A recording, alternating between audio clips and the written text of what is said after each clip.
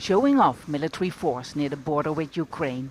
These war games held by Russia and Belarus have not only spooked the West, but also many Belarusians.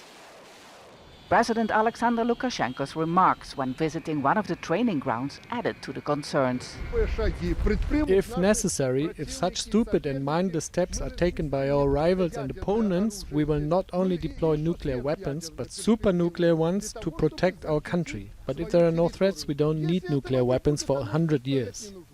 Belarus will hold a referendum next week to amend the country's constitution, not only letting Lukashenko stay in power, but also allowing nuclear weapons from Russia to be based in the country.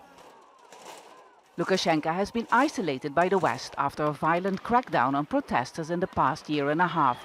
He turned to Putin for help. In return, Russia is increasingly using Belarus on the border with NATO as a military training ground. Troops have arrived here from as far as 10,000 kilometers away, the far east of Russia. While Russia has now announced that it's withdrawing its troops back to the south and the west of the country, away from Belarus, many are wondering what will happen to the other Russian forces here.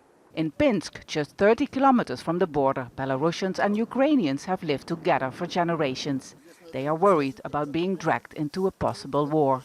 I personally think it's a dangerous precedent. I don't like that so many Russians come to Belarus. The situation around Ukraine is very tense and we are all deeply worried.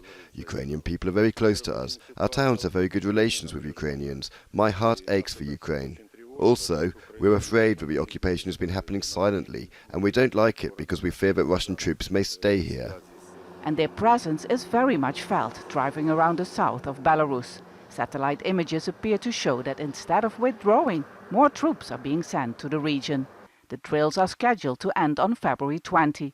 Only then it will become clear if soldiers will return to their bases, as Moscow has promised. Vaessen, Al Jazeera, in Luninets, Belarus.